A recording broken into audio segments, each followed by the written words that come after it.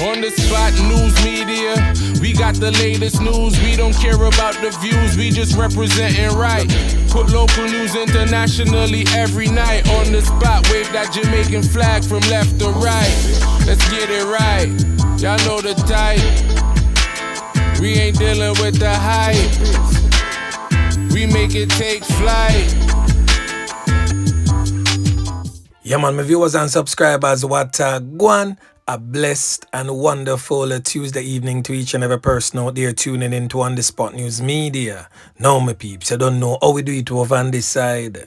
So I have a few stories to share with you, the regular members of Chant Public and also members of the diaspora. So please like the video, share the video, watch the entire vlog so you can get a full understanding and a better appreciation of everything we are going in Jamaica. So watch your now, my peeps. We're going to kick it off again in the evening with some updates. We're going to start off over there in the St. Thomas Police Division, where a St. Thomas farmer has been officially charged with the fatality of this 28-year-old female identified as Rushney Bonfield. She's called Danisha in the streets. Her body was found lifeless in a gully in the parish on the 27th of January. So the criminal element went up to take her life is said to be identified as 49-year-old Cecil Stewart, but them call him Grabber in the streets. Him come from Golden Valley over there in Whitehall, St. Thomas.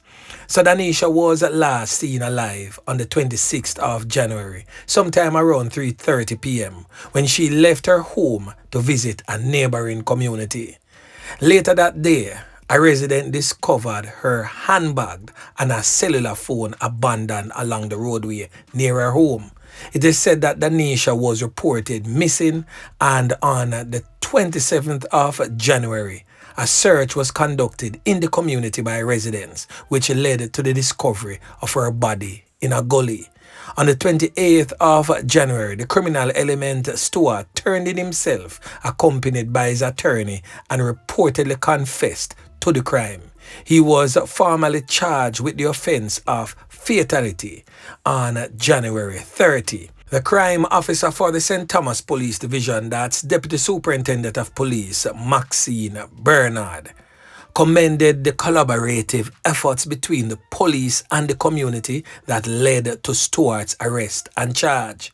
She stated, and I quote, "This swift breakthrough was made possible through the hard work and diligence of our investigating officers and concerned residents of Golden Valley, St. Thomas." The police stated that they remain committed to ensuring justice for the family of the deceased female and their loved ones. They stated that they encourage anyone with any additional information to come forward as they pursue justice for the now deceased female. Boy, may I tell you, it's rough. Now the next update is coming out of the St. Catherine North Police Division, where the St. Catherine North Police is on high alert in Spanish Town, St. Catherine. And that is following the fatal knockings and clappings of Tickman, second in command. We are talking about this dirty kind of boy presently on your screen, identified as 23-year-old Aidan McIntosh. Now them call him Addi or Addi in the streets. So the police states that they're maintaining a significant presence in the Spanish Town commercial district following Monday's fatal knockings and clappings of the gangster in Elton Park. It is reported that the criminal element was an associate of Othniel Laban, otherwise known as Tickman, who was also taken out by the police about 2 weeks ago. The police states that this criminal element, Addi, was taken out during a confrontation sometime around 2:30 p.m. yesterday, and also that an illegal firearm was reportedly recovered from him during that fatal knockings and clappings. I've said this already, and I will say it definitely again. The days of Dans in Jamaica has come to an end. So if you feel like you want to rise to prominence and to become a reputed gang leader or a Don for a community, know that your end will definitely not be any different from what you see happening over there in Spanish Town with clans and Wadada. Yeah, man. So anyway, make we continue. Now when they come, I get some whole heap of work for do, Yeah, man. And still in the St. Catherine North Police Division. Right in a Linstead there so. We get to understand, say, another fatal knockings and clappings go on by the police over Sunnyside District. But we not get no identity of the deceased male, but one thing we know for sure, that a fatal knockings and clappings go on over there, so. Yeah, man. It took place sometime around 2:50 p.m. yesterday. It is said that it was during an alleged confrontation with the police. And a .38 revolver with serial number intact was retrieved from the body of the unidentified man. So on the Spot News Media will most definitely be keeping you updated as it relates to that fatal knockings and clappings by the police. And still in the St. Catherine North Police Division in Yuatan, St. Catherine, this time along Main Street, in a place known as Club Amazura, an exotic nightclub. The police them swoop down upon the nightclub, circle that bilious, and decide say, yo, them a dig down everybody in the place. Because them here say a whole heap of gun god in the place. I watch the go-go, them a wind up them kin. So when the police them run in and start ding down the place, the police them find a army green Beretta HPX 9mm pistol with serial number intact. Them say about 7 can load up in the belly of the wheel. Yeah, man. The police stated that a criminal element identified as TJ Powell, 22-year-old, come from Waterloo district in Yuatan, was taken into custody in relation to that particular fine. Yeah, man. Now over there in the St. Catherine South Police Division, a knife in Guan, leaving one no longer among the land of the living. And the person who was on the receiving end of them has since been identified as 18-year-old Aidan Williams, otherwise known as Dare.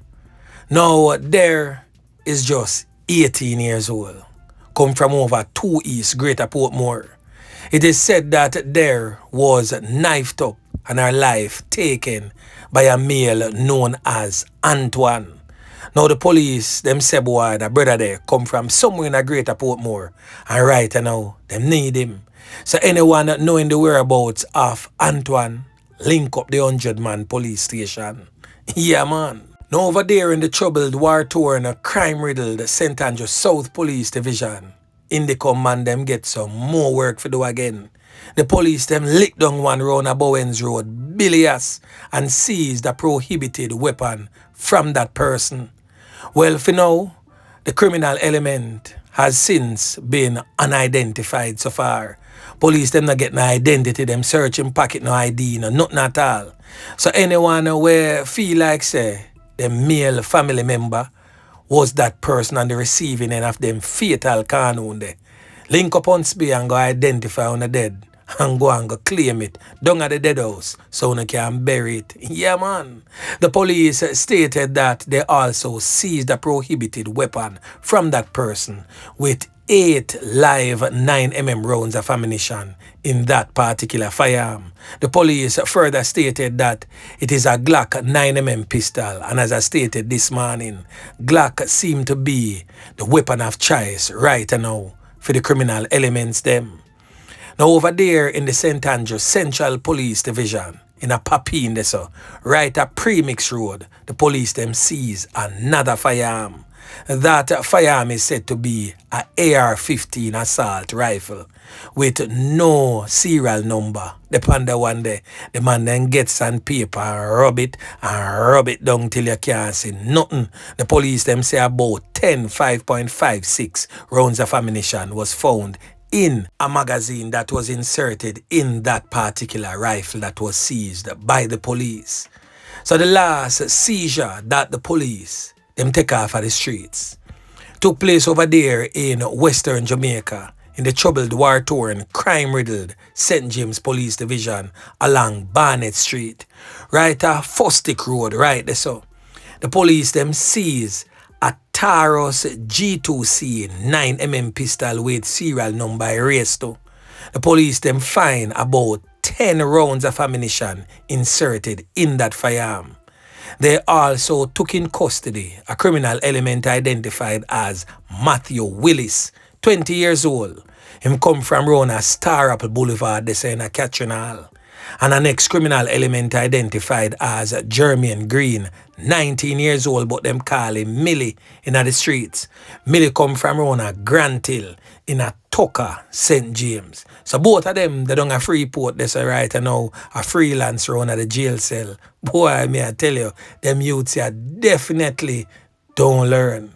Now over there in the St. Elizabeth Police Division, a portion of ganja seized and multiple high-end vehicles impounded by the police during a series of major police operations in the St. Elizabeth Police Division over the weekend. In one of the operation, the Area 3 narcotics team, acting on intelligence, arrested and charged 2 men with drug-related offenses. The police reports that sometime around 1 p.m. on Saturday, February 1, members of the constabulary conducted a raid at a premises in Arlington District. That is where they found 2 men at the back of the property packing loose vegetable matter resembling the good old sensimilla in small transparent bags. It is said that the 2 men are said to be identified as 39-year-old Kenroy Daly, but them call him Dick in the streets. Said to be a farmer who come from around Arlington, and a next man identified as Andy Ebanks, but them call him Dummy or Biggie in the streets. Said to also be a farmer, but him come from around a vineyard district in a Dungal in the parish of St. Elizabeth. The ganja was weighing somewhere around 60 pounds. They have been charged with possession of that marijuana. And as a part of a wider crackdown across the parish, law enforcement officials, including members of the Jamaica Defence Force, detained 15 people and seized several items to include motorbikes. So head of the St. Elizabeth Police Division, we are talking about Superintendent Coleridge Minto, confirmed the arrest of the seizures, and he had this to say, listen. The operation targeted wanted persons of interest, as well as to ensure public order and public safety are maintained. At the end of the operations, 15 persons were detained, 4 motor vehicles seized, several unlicensed motorbikes seized, 148 traffic tickets issued, 22 pairs of license plates removed from vehicles for various defects, and 11 persons charged for illegal vending in the Black River and Santa Cruz spaces. These type of operations will continue. We appeal to the persons of the parish to report any activity in their area that requires the attention of the police, any persons that they know that is involved in illegal activity, to share the information with 119, or they can always call the Black River Police. Now over there in the St. Andrew South Police Division, yesterday me I traverse on the Waltham Park there and see a huge pile of traffic. Me I wonder what go on the Waltham. So as the traffic take time, I crawl, I go up more, I see road black, tire burn in a road, whole fridge, be people on the side, and I'm with placards and all kind of things. So I say, wait, which knockings and clappings going up here, so I'm not hear about it. But when time I reach up close, and now we see some taxi man a protest because the part of road there really turn bad right. That's still, you know, when you pass Chisholm and Waltham, I go to Agley Park Road, may I tell you, the thing no look bossing, none at all. Some ditching at the road and dirty water run through and it stay away. So the taxi man them decide say, yo, enough is enough, and other road users stop and join them and say enough is enough and start bear some placards and a call in for the authorities to come give much needed attention to Waltham Park Road. So the National Works Agency says that it is set to begin sections of Waltham Park Road in St. Andrew shortly. So manager of communications and customer service at the National Works Agency, we are talking about the brother with them call Stephen Shaw, providing an update and had this to say following the protest on Monday, which is yesterday. Now listen. In respect to Waltham Park Road, we intend to do some drain cleaning in the space as well as some temporary reinstatement to the section of the road that is in a state of disrepair. We are going to be taking these 2 steps as we prepare to seek the requisite funds, carry out more permanent repairs in this space.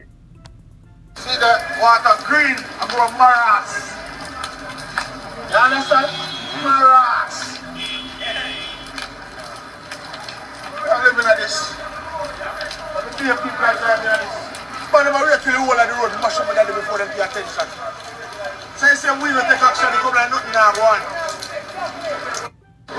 Most of the road, you have part of the road where water settle because the road is at level.